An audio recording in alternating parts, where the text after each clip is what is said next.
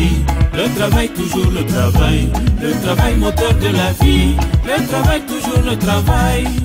Tous les jours, dans son atelier ici à côté du bâtiment de l'école normale d'administration, sur l'avenue des anciens enfants de troupe, Maître Brice Malonga, un potier, céramiste modéleur, visualiste et décorateur, s'active dans la fabrication des pots et autres articles à base d'argile pétrifiée, à l'aide d'un petit moulin à rotation circulaire, d'un peu d'eau et à la dextérité de ses mains et de son savoir, le maître de la poterie réfléchit sur la fabrication de son article, précisément pour sa forme.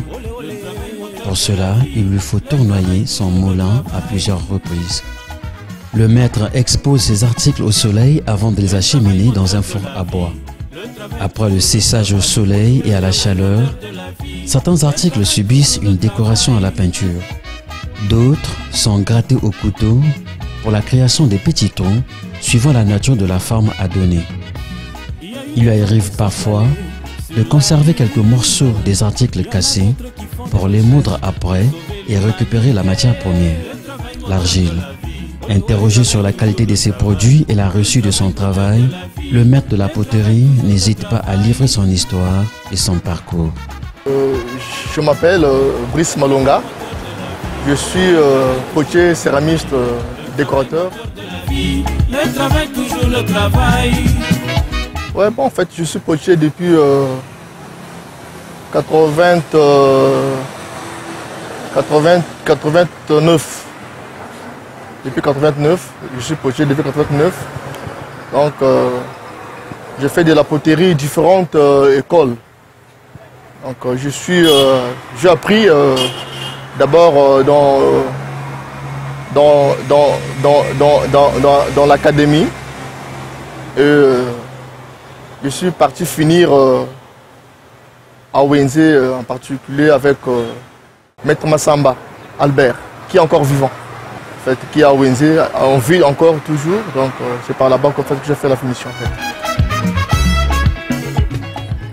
Bon, difficulté au niveau du travail, je pourrais la citer en fait plusieurs, en fait, je peux dire, parce que voulez-vous, d'abord un apprenti qui vient d'apprendre quelque chose qui est d'abord neutre de ce secteur qu'il ne maîtrise pas. D'abord, on va d'abord voir qu'il y a plusieurs difficultés. Il peut y avoir aussi peut-être beaucoup de choses, c'est-à-dire que tu as envie de voir ou de faire, mais tu n'arrives pas parce que tu es encore au débutant. Voilà, du coup, donc, c'est toute une partie de difficulté en fait en toi. Bon, ouais, ça aussi, ça fait quelque part difficulté.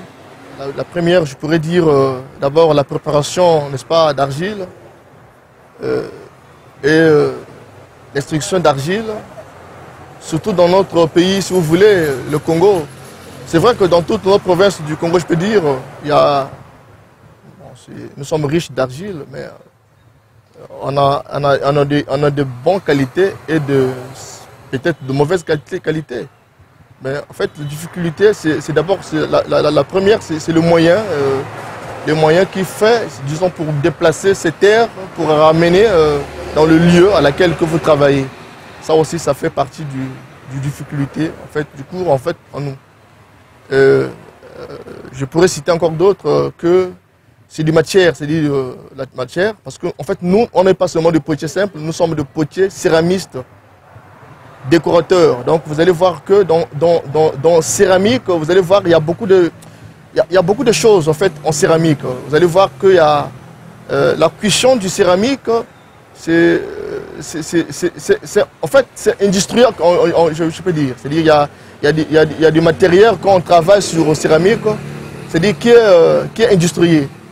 On peut voir le four électrique, on peut voir des émaux, on peut voir beaucoup de choses, c'est-à-dire, voilà, sur céramique. Bon.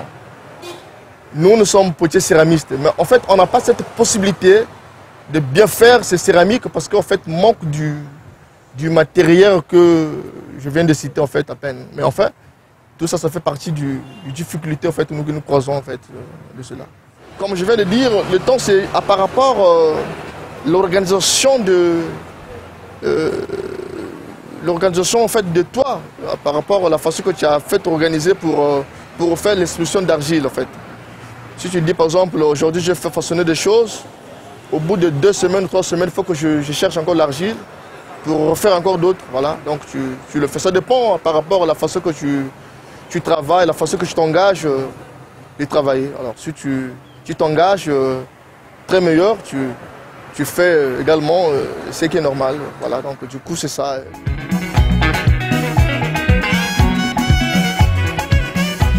Oh, le plaisir est tellement... Il est vaste. Je ne sais pas si je peux arriver de la citer tellement parce que je le trouve tellement c'est long. D'abord, l'art, c'est toute une partie de plaisir en fait en moi. Rien que l'art, c'est tout un plaisir pour moi.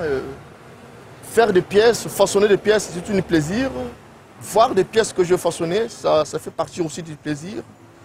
Et voir quelque chose que je façonnais, admiré par les gens qui l'entourent, qui apprécient tout, ça fait partie du plaisir. Et vendre quelque chose que je fais, peut-être dans un prix élevé ensuite, sans discuter, sans que ce soit, ça fait partie du plaisir tellement. Bon, voilà. Voilà, c'est des plaisirs. Le travail, toujours le travail moteur de la vie. Bon, oui, les gens, peut-être, je pourrais dire que c'est d'abord que Brice a fait une initiative de faire une association. Au lieu que ce soit simplement atelier Brice, mais il a fait monter une association congolaise, d'abord des personnes handicapées, pour la culture et art. Donc, on a formé en fait des gens tels que des handicapés, juste pour qu'il y ait un peu de métier en main, malgré leur infirmité. Mais en fait, dans la tête, plusieurs intelligences qui est là, bourrées. Donc, on a formé en fait des gens tels que des handicapés à travers cette association congolaise des personnes handicapées qu'on a fondée. Donc, en fait, nous sommes de hauts fondateurs. Donc moi, je suis dans les techniques, donc je formais. Malgré ça, on a aussi fait créer une association nationale des artisans au Congo. Donc en fait, là aussi, on a formé. Bon, je pourrais dire dans mon atelier, j'ai aussi formé pas mal aussi de gens. D'abord mon petit frère, la dernière, lui, il est formé aussi dans mon côté. Et les autres ensuite. Voilà, donc on a formé des jeunes et nous continuerons toujours à former, malgré c'est vrai qu'il nous manque peut-être beaucoup de choses. Cantine de vie, il fallait qu'il y ait une cantine de vie parce qu'en fait, les élèves, quand ils travaillent, à la fin du temps, il faut qu'il y ait quelque chose qui grignote, moyen de déplacement, aller par-ci, par-là. Surtout des handicapés que nous parlons là, c'est-à-dire c'est tout le monde qui est difficile. Bon, on n'a pas voulu dire de quelle qualité handicapé, que ce soit sourd, que ce soit, parce que j'ai formé aussi les sourds, les jeunes sourds. Pas selon peut-être l'école, à la cité aussi, il y a plusieurs des gens qui ont fini leur espace d'études. Parce qu'en fait, eux finissent à 3e en fait, année. Mais après, le technique, ça peut leur suivre jusqu'à la cité, à l'atelier, si vous voulez. Donc, voilà, donc c'est tout mon comment qui a fait que peut-être qu'ils ne soient plus là. Parce que c'est le quantité de vie en fait qui manquait. Il fallait que leur encourager, il fallait que leur donner, enfin, motiver. Voilà, c'est tout ça. Voilà. Mais en fait, on a formé des gens, on continuera toujours de former en tant que Congolais que nous sommes. Donc voilà, c'est ça notre souci. Voilà, ça. Comme quoi, il n'y a pas de saut métier, il n'y a que de sauts gens. Le travail moteur de la vie.